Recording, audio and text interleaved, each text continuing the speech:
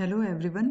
आज हम class 12th की बिजनेस स्टडीज में part B lesson number 10 financial markets में इस वीडियो में कैपिटल मार्केट को और प्राइमरी मार्केट को कवर करेंगे। जो मेन टॉपिक्स हैं जो हम कवर करेंगे that is the capital market. As you know, दो तरह की है, one is the primary market and next is the secondary market. तो हमारा इस वीडियो का टॉपिक है कैपिटल मार्केट। इसका मीनिंग क्या है, इसके फीचर्स क्या हैं, और प्राइमरी मार्केट जो इसका वन ऑफ द टाइप्स है उसमें methods of flotation of securities, कि जो हम सिक्योरिटीज को इशू करते हैं वो कौन कौन से मेथड से कर सकते हैं। तो सबसे पहले बेसिक चीज से स्टार्ट करते हैं जो हमने अपने प्रीवियस वीडियो में भी की थी। What is the financial market? Financial market means जहां से कंपनीज को फंड्स मिलते हैं। ये बैंक, मैंने आपसे बताया था कि जो बैंक की डेफिनेशन है वही डेफिनेशन आप फाइनेंशियल मार्केट की मान लीजिए, that it creates a link between the savers and deficient units. ये आपका कैपिटल मार्केट का एक फीचर भी बन के आएगा आगे, वही सेम फाइनेंशियल मार्केट है। Because the savers have some amount, उनके पास कुछ सेविंग्स है और कुछ बिजनेस यूनिट्स हैं, वो बिजनेस यूनिट्स डेफिशिएंट हैं फाइनेंस के, मतलब उनके पास पैसे की कमी है।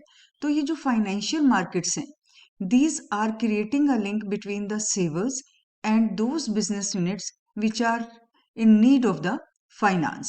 ये दो तरह की होती है market. One is the capital market, second is the money market. Money market हम प्रीवियस वीडियो में कर चुके हैं और हम इस वीडियो में अपने इस कैपिटल मार्केट को और प्राइमरी मार्केट को कवर करेंगे।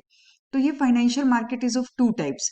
और कैपिटल मार्केट में हम लॉन्ग टर्म फंड्स को लेते हैं, लॉन्ग टर्म और मीडियम टर्म फंड्स को लेते हैं, ठीक है।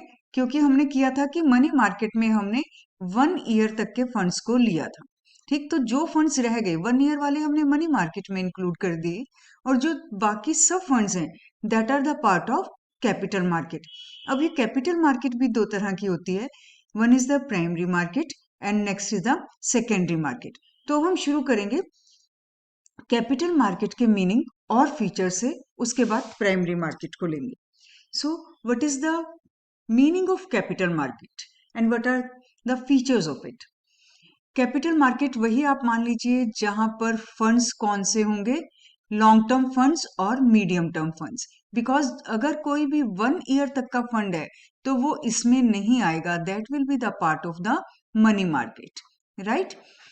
Next is it includes all those institutions which are dealing in the medium term and long term funds. कोई भी इंस्टीट्यूशन, कोई भी ऑर्गेनाइजेशन जो मीडियम टर्म में और लॉन्ग टर्म फंड्स में डील कर रही है that will be included in the capital market. और इनके इंस्ट्रूमेंट्स कैसे हैं, कौन कौन से इंस्ट्रूमेंट्स हैं जहां से हम मीडियम टर्म और लॉन्ग टर्म फंड्स को रेज कर सकते हैं? दैट इज द बॉन्ड्स, क्योंकि उसकी भी जो लाइफ है, जो उसकी टाइम पीरियड है that is more than 1 year. Mutual funds, public deposits, 11th में किया है आपने इसको, शेयर्स एंड डिबेंचर्स, ये जितने भी हैं bonds, mutual funds, public deposits, ये medium term source of finance है। And the shares and debentures, these are long term source of finance. Next point है हमारा features of capital market. First point is link between the savers and investment opportunities, वही जो हमने financial market का meaning किया था, ठीक है। तो ये कैपिटल का ये जो एक मैंने आपको एक पिक्चर ये शो की है यहाँ पर, ये हमारा फर्स्ट पॉइंट है, this is second, this is third, it is fourth one and this is the fifth point. तो ये फर्स्ट और फोर्थ दोनों पॉइंट को ये पिक्चर कवर कर रही है। First is link between the savers and investment opportunities. यहाँ पे ये लोग हैं वो जिनके पास कुछ सेविंग्स हैं, ठीक है, और इन सेविंग्स को ये अपने पास रखने की बजाय इसे कैपिटल मार्केट में इन्वेस्ट कर रहे हैं। क्यों? क्योंकि इन कंपनीज को पैसे की जरूरत है। किस पैसे की जरूरत है? For the plant extension. So it is creating a link between the savers and investment opportunities, ठीक है। अब फोर्थ पॉइंट को भी साथ साथ देखो, determinant of the capital formation. What is the meaning of capital formation? बहुत simple meaning, creation of wealth means making more and more money, ठीक है। आज अगर कंपनी की वेल्थ 1 लाख रुपीज है, उसने किसी प्रोजेक्ट में इस पैसे को लगाया। क्यों लगाया इस प्रोजेक्ट में पैसे को? क्योंकि उसे ये लगता है कि मुझे हर साल यहाँ से 40,000 रुपीज का प्रॉफिट हो सकता है, ठीक है, मतलब आज जो मैं 1 लाख रुपीज लगाने जा रहा हूं, तो हो सकता है मेरी next year, next to next year उस सारी अमाउंट की वैल्यू 2 लाख रुपीज हो जाए, ठीक है, 20 लाख रुपीज हो जाए। तो ये क्या है? He is creating wealth. Capital formation, हम कोई भी प्रोजेक्ट क्यों शुरू करते हैं? Because that company, that person, that businessman is expecting profit from that project, ठीक है। That profit is known as the capital formation. आज जो हमारी बिजनेस की वर्थ है, कल अगर वो बढ़कर वो वर्थ ज्यादा हो रही है, इंक्रीज हो रही है, सो इट इज ये और कुछ नहीं but it is the capital formation. तो इस तरह से फर्स्ट और फोर्थ पॉइंट हो गया कि सबसे पहले सेविंग्स, और उन्होंने इन्वेस्टमेंट अपॉर्चुनिटीज में एक लिंक क्रिएट किया, और दूसरा it helped in the capital formation, क्योंकि उन प्रोजेक्ट्स को पैसा मिला जहां से कैपिटल फॉर्मेशन हो रही थी। Next point is deals in the long term investment. ये पॉइंट हमने पीछे भी किया। ये हमारे को मीडियम टर्म और लॉन्ग टर्म इन्वेस्टमेंट्स के लिए फंड्स प्रोवाइड करते हैं। अगर हम 1 ईयर के लिए फंड्स ले रहे हैं तो वो इसका पार्ट नहीं होंगे, but it is always dealing in the medium and long term sources of finance. Next point is third is utilization of intermediates. ये हमारा सेकंड पॉइंट हो चुका है, long term finance. Third is use utilizes intermediates. Intermediates कौन कौन से होते हैं बेटा? These are the brokers and underwriters. Why it takes the help of brokers and underwriters? क्योंकि यहाँ पे अभी आपने उसमें किया था कि इनके इंस्ट्रूमेंट्स क्या क्या हैं? Shares, debentures.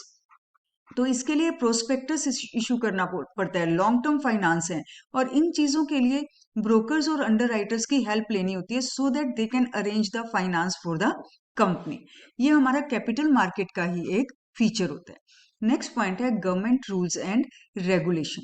ये जो, सॉरी, एक साथ एक चीज और बता दूं, ये जो ब्रोकर और अंडरराइटर्स हैं, they are helping the company in raising the finance, and in return they will take some commission. बिना कमीशन के ये काम नहीं कर रहे हैं, उनका काम है कि वो शेयर्स और डिबेंचर्स पब्लिक को बेचेंगे और रिटर्न में अपनी कमीशन लेंगे, ठीक है।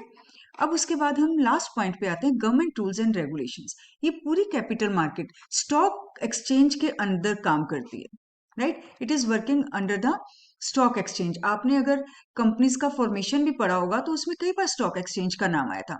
And stock exchanges are working under the guidelines of SEBI, right. तो ये SEBI, security exchange board of India, ये इंडियन रेगुलेटरी बॉडी है जो स्टॉक एक्सचेंज को रेगुलेट कर रही है, कैपिटल मार्केट्स को रेगुलेट कर रही है। तो ये जब गवर्नमेंट की बॉडी है, तो it means all the capital market, जितनी भी हमारी कैपिटल मार्केट है, उससे रिलेटेड हमारी जितनी फाइनेंशियल मार्केट है, they are working under the guidelines of government, क्योंकि गवर्नमेंट की जो हमारी बॉडी है दैट इज सेबी, और सेबी के अंडर ही सारे स्टॉक एक्सचेंज वर्क कर रहे हैं।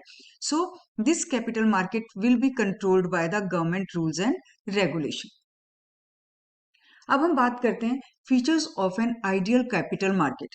अगर आपको ये नहीं भी पढ़ने हैं, ये सब जो पॉइंट्स हैं, अगर ये सब आइडियली कर पाए हम, आइडियल इसकी वर्किंग रहे सारे पॉइंट्स की, तो these are the features of an ideal capital market. Means it should create a good link between the savers and investment.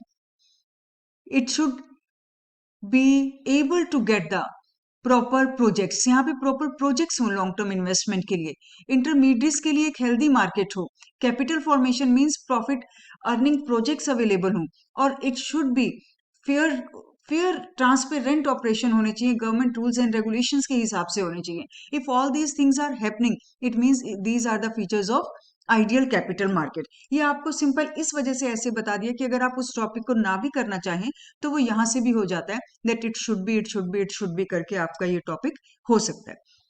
और अगर आप प्रॉपर पॉइंट पे आए तो वो है availability of finance at the reasonable cost. Finance यहाँ पे अवेलेबिलिटी किसके लिए होनी चाहिए? For the companies. कंपनीज को ये फाइनेंस रीजनेबल कॉस्ट पे मिल जाना चाहिए, क्योंकि उसने ब्रोकर्स को कमीशन देनी है, ठीक है, ये उसका एक खर्चा है।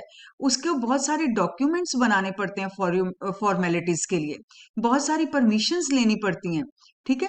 तो ये क्या है, इन इन सब पे कम पैसा खर्च होना चाहिए, रिजनेबल कॉस्ट पे फंड्स रेज हो जाए। फैसिलिटेट्स इकोनॉमिक ग्रोथ, मतलब वो प्रोजेक्ट्स अवेलेबल होने चाहिए from where the capital formation is possible, right. Next is fair, free and transparent operations. कुछ भी हिडन नहीं होना चाहिए। बिकॉज पब्लिक यहाँ पे इन्वॉल्व है। तो पब्लिक के जितने भी ऑपरेशंस है, पब्लिक के साथ जितने भी ऑपरेशन है इस कैपिटल मार्केट में कंपनीज के, they should be free, fair and transparent. Anything should not be manipulated, exploit ना करे कोई किसी के पैसे को, कोई वेस्ट ना करे, ठीक है, मैन्युपुलेशंस ना हो। तो ये हमारी एक फेयर मार्केट होती है, ट्रांसपेरेंट मार्केट होती है। इसे हम कहते हैं हेल्दी स्पेकुलेशन। आप पैसा बनाओ but it should be healthy, illegal कुछ ना करे। नेक्स्ट है provide sufficient information to the investors. Investors जो इंफॉर्मेशन चाह रहे हैं regarding the price, regarding the availability of the securities, regarding the goodwill of the company, उन सबको इंफॉर्मेशन वो अवेलेबल हो जानी चाहिए। Only then they can deal with the capital market, only then they can deal in the securities with faith. Next is helps in the capital formation. Capital formation और economic growth, it is one and the same thing. Capital अगर formation हो रही है, definitely the economy will grow. तभी अगर हमारे पास ऐसे projects available हैं जहां से कैपिटल फॉर्मेशन हो रही है, मतलब प्रोडक्शन बढ़ रही है, प्रॉफिट्स बढ़ रहे हैं, डेफिनेटली तब हमारी growth, economic growth is can it can be ensured. तो यहां तक हमारा था कैपिटल मार्केट का टॉपिक। अब आगे चलते हैं। हमारी जो कैपिटल मार्केट है, it is of two types, one is the primary and next is the secondary. Primary market को हम कहते हैं न्यू इशू मार्केट। यहां से ही इसका मीनिंग क्लियर हो जाएगा। आप इस पिक्चर को देखिए, इस पिक्चर में देखिए, it is the company XYZ is a company, right. अब इस कंपनी ने जो शेयर्स किसी इन्वेस्टर को दिए, इन्वेस्टर ए, तो ये न्यू इशू है। कंपनी कभी पुराने शेयर्स नहीं बेचती है, एक बार इसने इशू कर दिए अपने शेयर्स तो वो न्यू शेयर्स होंगे। उसके बाद वो इन शेयर्स में डील नहीं करती, उसके बाद उन शेयर्स की डीलिंग सिर्फ दो इन्वेस्टर्स के बीच में होगी। इस लेडी ने शेयर्स परचेज किए, राइट, तो ये एक प्राइमरी मार्केट का है क्योंकि इसने कंपनी से परचेज किए, और उसके बाद इस इन्वेस्टर ने अगर दूसरे इन्वेस्टर को शेयर्स बेचे, that is the part of secondary market, ठीक है। So new securities are always sold in the primary market, it is the new issue market. So it is, there are only two things, one is the company, दो parties हैं, एक company है और एक investor है। Secondary market में company involve नहीं है, सेकेंडरी मार्केट में सिर्फ ये दोनों लोग इन्वॉल्व हैं, वो दोनों इन्वेस्टर्स हैं। So it is the primary market, that is also known as a new issue market. अब ये क्लियर हो चुका कि जो प्राइमरी मार्केट है, that is a link between company and investor, क्योंकि इसमें कंपनी अपनी न्यू सिक्योरिटीज को इशू करने जा रही है, ठीक है, that's why it is known as a new issue. तो ये कौन कौन से मेथड्स हैं जिसके थ्रू कंपनी प्राइमरी मार्केट में न्यू सिक्योरिटीज को इशू कर सकती है। First point is public issue through the prospectus. Prospectus को हमने 11th में पढ़ा था कि what is the meaning of prospectus. Second is offer for sale, third is private placement, fourth is right issue and fifth one is IPO। अब इनको हम one by one करेंगे और इस तरह से लिंक करके आपस में करेंगे ताकि इजीली समझ आ जाए। फर्स्ट पॉइंट है, जैसे कंपनी इशू कर सकती है अपनी securities, that is issue through prospectus. Prospectus का मीनिंग हम वैसे 11th में भी कर चुके हैं। It is a way by which a company is, it is a document, it is an invitation by which a company is inviting public to come and purchase the securities of company। इस prospectus में company public को सारी information देती है related with the company and related with the project for which it wants the funds, ठीक है। वो सारी इंफॉर्मेशन क्या क्या हो सकती है, दैट जो प्रोजेक्ट के लिए कंपनी पैसे ले रही है उसका रिस्क कितना है, उसकी अर्निंग कैपेसिटी क्या है, कंपनी की हिस्ट्री क्या है, what is the financial record of the company, company के फ्यूचर के प्लान्स क्या हैं, ठीक है। तो ये सारी चीजें कंपनी प्रोस्पेक्टस में अपने इन्वेस्टर्स को, अपने इनवाइटेड पब्लिक को बताती है, so that the public can evaluate all these information और उसके बाद डिसाइड कर ले कि वो सिक्योरिटीज में इन्वेस्ट करना चाहती है या नहीं। Through the prospectus company can invite the large number of people, right, large number of people can be invited और large number of shares can be sold. और इसके लिए कंपनी इंटरमीडिएट्स की भी हेल्प लेती है। इंटरमीडिएट्स कौन कौन से यहाँ पे हेल्प लेती है, दे brokers, underwriters and bankers, all these are appointed so that the securities can be issued to public. There is one difference between the brokers and underwriters. जैसे एग्जांपल है, अगर 100 शेयर्स एक ब्रोकर ने परचेज किए और उसने 90 पब्लिक को sale किए, then remaining 10 it will be return back to company. 90 का कमीशन ब्रोकर ले लेगा, लेकिन अगर यही 100 अंडरराइटर ने परचेज किए और उसने पब्लिक को 90 सेल किए, इट मींस अंडरराइटर का ये काम होता है कि that he is taking the guarantee of selling those 100 shares, and if he is able to sell only 90, then remaining 10 will not be returned back to company, वो अपने पास रखेगा वो 10 शेयर्स, राइट। तो इसका मतलब अगर अंडरराइटर्स को कुछ शेयर्स चले गए, company is sure that now these shares are sold either to the public or to the underwriter itself, और ब्रोकर जितना बेच सकता है उतना बेचता है, उसका कमीशन लेता है, और अंडरराइटर्स का कमीशन ब्रोकर से थोड़ा ज्यादा होता है because it is the taking of guarantee of selling a particular number of shares. Bankers किस लिए अपॉइंट किए जाते हैं? So that they can deal with the financial matters. तो ये हो जाता है हमारा issue through prospectus. Prospectus issue किया, पब्लिक उस प्रोस्पेक्टस के थ्रू गई, every information is given to them and after it they are going to purchase the securities. अब हम बात करते हैं ई आईपीओ। ई का मतलब जैसे आप समझते हो इनिशियल पब्लिक ऑफर है ये भी, right. It is initial public offer, मतलब न्यू सिक्योरिटीज हम इशू करने जा रहे हैं by the help of the online system. Online system में हमारे लिए ये तीन चीजें सबसे ज्यादा जरूरी हैं। One is that for selling the securities by the help of online system, the company has to appoint a registered broker. ये रजिस्टर्ड ब्रोकर स्टॉक एक्सचेंज में अपॉइंटेड होना चाहिए, उसमें रजिस्टर्ड होना चाहिए, और उसके बाद the company will analyst the securities in the stock exchange. जो सिक्योरिटीज कंपनी एनलिस्ट जो सेल करने जा रही हैं, दो securities should be enlisted in the stock exchange. और ये स्टॉक एक्सचेंज वो स्टॉक एक्सचेंज नहीं हो सकता जहां कंपनी ने अपनी प्रीवियस सिक्योरिटीज को एनलिस्ट किया हुआ है। कंपनी पहले भी कुछ सिक्योरिटीज इशू कर चुकी है, उसने किसी स्टॉक एक्सचेंज में वो सिक्योरिटीज एनलिस्ट की थी, एंड इफ अब कंपनी कुछ और शेयर्स इशू करने जा रही है and that is by the help of the online system, तो कंपनी को नए शेयर्स अपने उस स्टॉक एक्सचेंज में एनलिस्ट करने होंगे जहां पर कभी कंपनी ने पुराने शेयर्स एनलिस्ट नहीं करवाए। That is the second condition. First condition is registered broker should be there. Registered broker कहां होना चाहिए? In the stock exchange. Second, register the securities in the stock exchange, and this stock exchange cannot be the previous stock exchange, it cannot be that stock exchange where the previous securities are enlisted. And the third point is that one manager will be appointed to coordinate all the intermediaries. तो ई IPO में ये तीन conditions हैं जो आपको याद रखनी है। One is appoint the registered broker in the stock exchange, register the securities in that stock exchange where the previous securities are not enlisted. Next is one manager has to be appointed to coordinate all the intermediaries. तो ये हो गया issue through prospectus, and next is the EIPO.